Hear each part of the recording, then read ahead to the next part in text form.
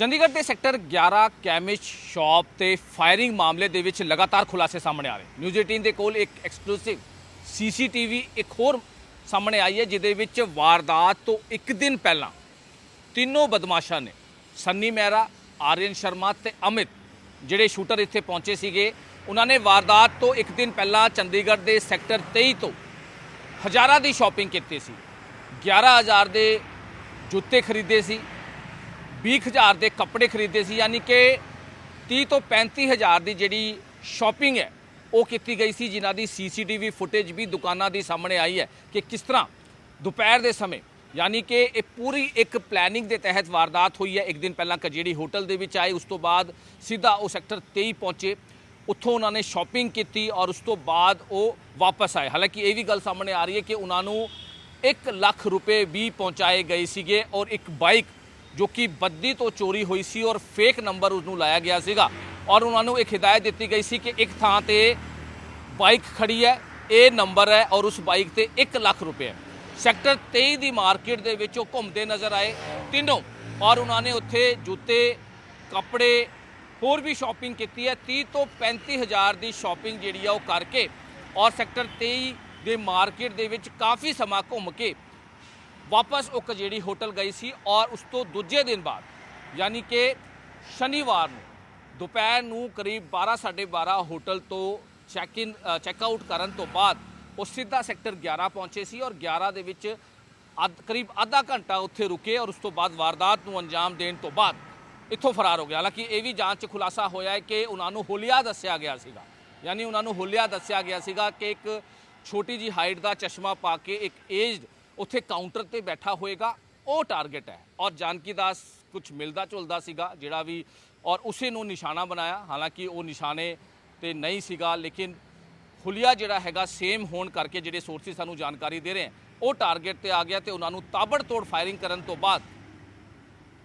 ਉਹਦਾ ਮਰਡਰ ਕਰ ਦਿੱਤਾ। ਹਾਲਾਂਕਿ ਹੁਣ ਲਗਾਤਾਰ ਪੁੱਛਗਿੱਛ 'ਚ ਖੁਲਾਸੇ ਹੋ ਰਹੇ ਨੇ ਕਿ ਕਿਸ ਤਰ੍ਹਾਂ ਦੀ ਚੀਜ਼ਾਂ ਕੀਤੀ ਹੈ, ਕਿਸ ਤਰ੍ਹਾਂ ਦੀ ਹੋਰ ਕਿੱਥੇ ਗਏ, ਕਿਤੇ ਸੰਪਰਕ ਦੇ ਵਿੱਚ, ਇਹ ਸਾਰੀ ਚੀਜ਼ਾਂ ਨੂੰ ਲੈ ਕੇ ਹੁਣ ਪੁਲਿਸ ਲਗਾਤਾਰ ਇਨਵੈਸਟੀਗੇਸ਼ਨ ਕਰਦੀ ਨਜ਼ਰ ਆ ਰਹੀ। ਚੰਡੀਗੜ੍ਹ ਦੇ ਸੈਕਟਰ 11 ਕੈਮਿਸਟ ਸ਼ਾਪ ਤੇ ਫਾਇਰਿੰਗ ਮਾਮਲੇ ਦੇ ਵਿੱਚ ਲਗਾਤਾਰ ਖੁਲਾਸੇ ਸਾਹਮਣੇ ਆ ਰਹੇ। ਨਿਊਜ਼ 18 ਦੇ ਕੋਲ ਇੱਕ ਐਕਸਕਲੂਸਿਵ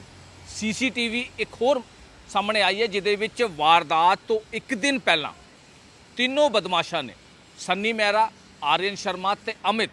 ਜਿਹੜੇ ਸ਼ੂਟਰ ਇੱਥੇ ਪਹੁੰਚੇ ਸੀਗੇ, ਉਹਨਾਂ ਨੇ ਵਾਰਦਾਤ ਤੋਂ ਇੱਕ ਦਿਨ ਪਹਿਲਾਂ ਚੰਡੀਗੜ੍ਹ ਦੇ ਸੈਕਟਰ 23 ਤੋਂ ਹਜ਼ਾਰਾਂ ਦੀ ਸ਼ਾਪਿੰਗ ਕੀਤੀ ਸੀ। 11,000 ਦੇ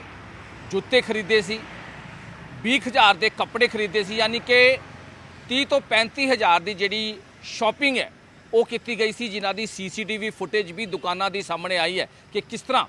ਦੁਪਹਿਰ ਦੇ ਸਮੇਂ, ਯਾਨੀ ਕਿ ਇਹ ਪੂਰੀ ਇੱਕ ਪਲੈਨਿੰਗ ਦੇ ਤਹਿਤ ਵਾਰਦਾਤ ਹੋਈ ਹੈ। ਇੱਕ ਦਿਨ ਪਹਿਲਾਂ ਕਜੇੜੀ ਹੋਟਲ ਦੇ ਵਿੱਚ ਆਏ, ਉਸ ਤੋਂ ਬਾਅਦ ਸਿੱਧਾ ਉਹ ਸੈਕਟਰ 23 ਪਹੁੰਚੇ, ਉੱਥੋਂ ਉਹਨਾਂ ਨੇ ਸ਼ਾਪਿੰਗ ਕੀਤੀ ਔਰ ਉਸ ਤੋਂ ਬਾਅਦ ਉਹ ਵਾਪਸ ਆਏ। ਹਾਲਾਂਕਿ ਇਹ ਵੀ ਗੱਲ ਸਾਹਮਣੇ ਆ ਰਹੀ ਹੈ ਕਿ ਉਹਨਾਂ ਨੂੰ 1 ਲੱਖ ਰੁਪਏ ਵੀ ਪਹੁੰਚਾਏ ਗਏ ਸੀਗੇ ਔਰ ਇੱਕ ਬਾਈਕ ਜੋ ਕਿ ਬੱਦੀ ਤੋਂ ਚੋਰੀ ਹੋਈ ਸੀ ਔਰ ਫੇਕ ਨੰਬਰ ਉਸ ਨੂੰ ਲਾਇਆ ਗਿਆ ਸੀਗਾ ਔਰ ਉਹਨਾਂ ਨੂੰ ਇੱਕ ਹਿਦਾਇਤ ਦਿੱਤੀ ਗਈ ਸੀ ਕਿ ਇੱਕ ਥਾਂ ਤੇ